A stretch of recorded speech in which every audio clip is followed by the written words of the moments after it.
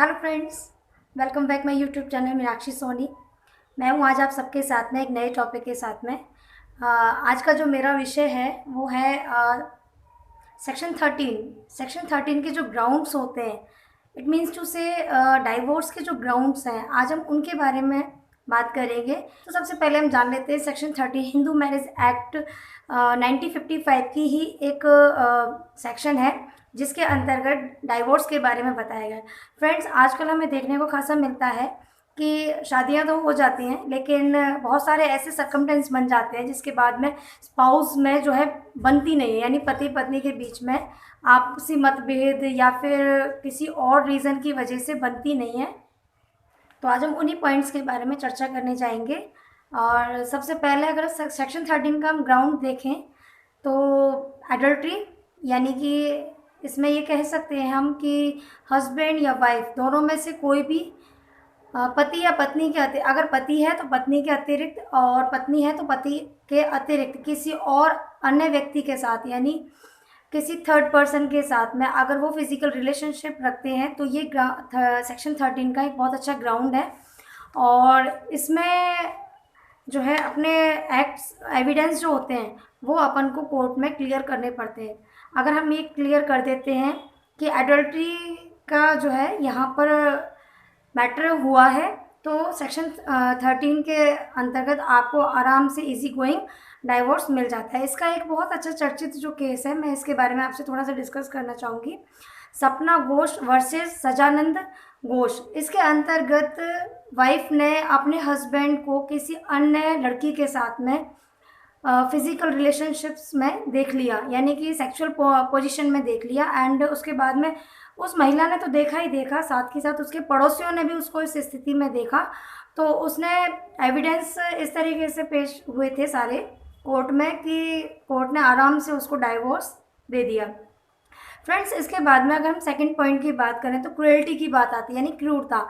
क्रूरता की अब हम बात करें तो क्रूरता कई तरीके से हो सकती है, फिजिकली भी हो सकती है और मेंटली भी हो सकती है। और ऐसा नहीं है कि क्रूरता सिर्फ वाइफ के साथ ही होती है, हस्बैंड के साथ में भी हो सकती है। यानी कि डिपेंड करता है कि सर्कमटेंस के ऊपर कि हस्बैंड हो या वाइफ, दोनों में से कौन इस चीज़ को कोर्ट में लेकर के आता है कि क्रूअल्टी किसके साथ हुई है। क्रूअल्टी फिजिकली नहीं हो सकती है, सिर्फ मेंटली भी हो सकती है।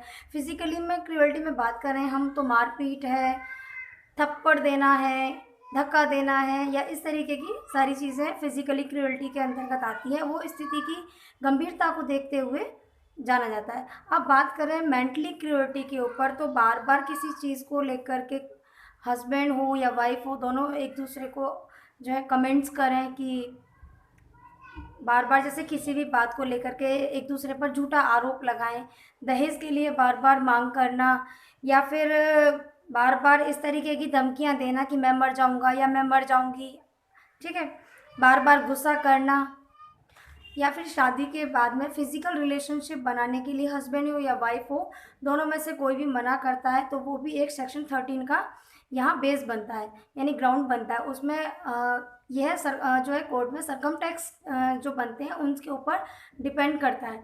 अब बात करें कि क्रूअल्टी क्या नहीं है, तो जो घर में छोटी मोटी जो नोकझोंकें होती हैं, आप उसको क्रूअल्टी नहीं कह सकते हैं। यानी छोटी छोटी बातों के ऊपर अगर कोई कहासुनी हो रही है तो वो कोई क्रूअल्टी नहीं है।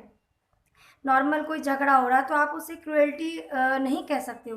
देन इसके बाद में अगर आगे हम बात करें क्रूअल्टी के बाद में, थर्ड टॉपिक जो है अपना डिजरेशन का है, यानी परित्याग। इसके अंतर्गत हस्बैंड हो या वाइफ हो, बिना किसी लॉजिक के, यानी बिना किसी रीज़न के, और उन्होंने हस्बैंड ने वाइफ ने या कहें तो हस्बैंड का 2 इयर्स तक बिना किसी रीज़न के उनको छोड़ दिया हो या त्याग दिया हो, या उनसे किसी भी प्रकार का कोई संबंध नहीं रखा हो, तो इस बेसिस पे भी आपको सेक्शन 13 का ग्राउंड बन सकता है।